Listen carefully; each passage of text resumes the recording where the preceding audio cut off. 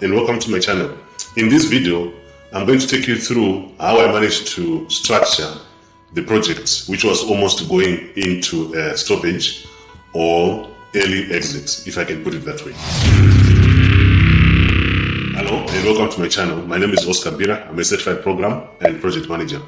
In this video, I'm going to take you through the concept of structuring a project. I've done this when I was helping a project which was almost going into collapse, and this is what I'm going to share with you in this video. So let's get started.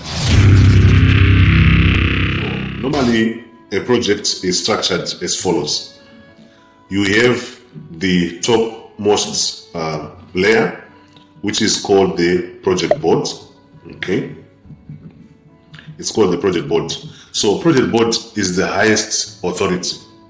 So project board is the highest authority in a project.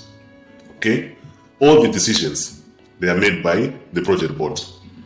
Then below the project board, you normally have what is called a change board, CCB, which is a change board. This is how most projects are structured.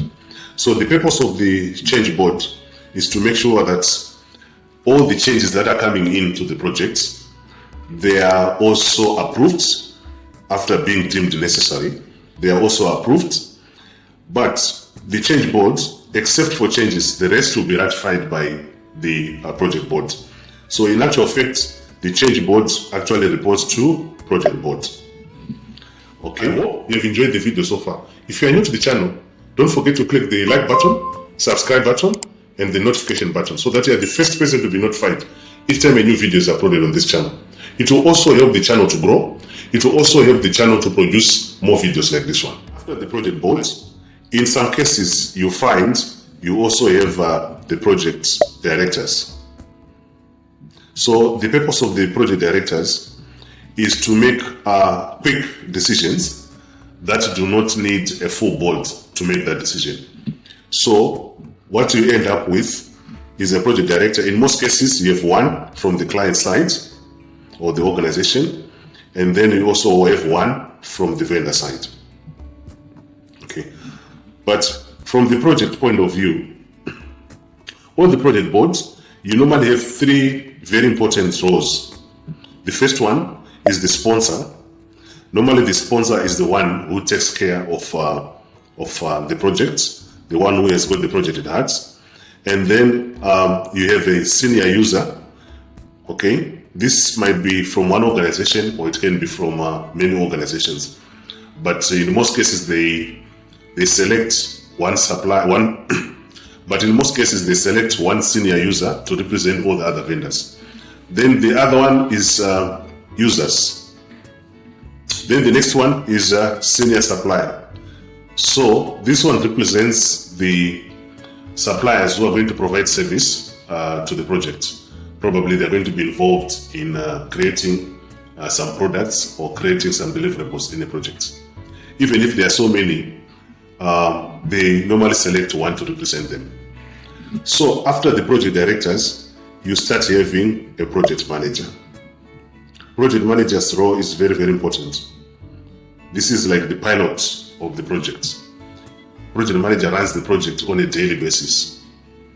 So after the project manager, the second layer has got so many participants. We normally call it team leads. Others, they want to call them team managers. So this layer is very important.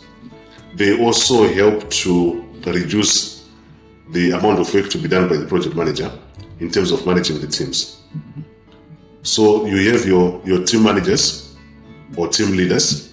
Then after that, you also have multiple, depending on the type of the project and also on the industry of the project. So you have multiple members belonging to different teams. Okay. Say for example, if it was a software project, you are going to mostly have developers. You are also going to have designers, system designers, even testers as part of the teams. So once you have these ones as part of the teams, you also have a team manager for testers, team manager for developers, and then team manager for system designers. Then you have team members. Team members also belong to these categories. If it's a team member for developers, team member for testers, and also a team member for designers. So basically, these are the layers. We have about 1, can I say 2, 1 or 1.1, 1.2, and then we have layer number 2, layer number 3, and then layer number 4. I hope you have enjoyed the video so far. If you are new to the channel, don't forget to click the like button, subscribe button, and the notification button so that you are the first person to be notified each time a new video is uploaded on this channel. It will also help the channel to grow. It will also help the channel to produce more videos like this one. So basically, this is how a project is structured. You have your project board, you have your change board, and then below that you might have project directors, and then your project manager, project team leads or project team managers, and then you have project members. So using that knowledge, when I joined this project and after discovering that the project was running without a proper structure, I had to structure it that way. So what I did was to structure it this way. I put myself as the project manager. Of course, I had a project director on top, and then also the project board. Project board was already there. What was lacking is the project directors. Project manager was also there. Project team members were there. So what was basically lacking was the team structure or team managers. If you want me to create more videos like this one, or you want some additional information on what we've discussed on this video, you can reach out to me, or you can let me know in the comment section below. Thank you for watching.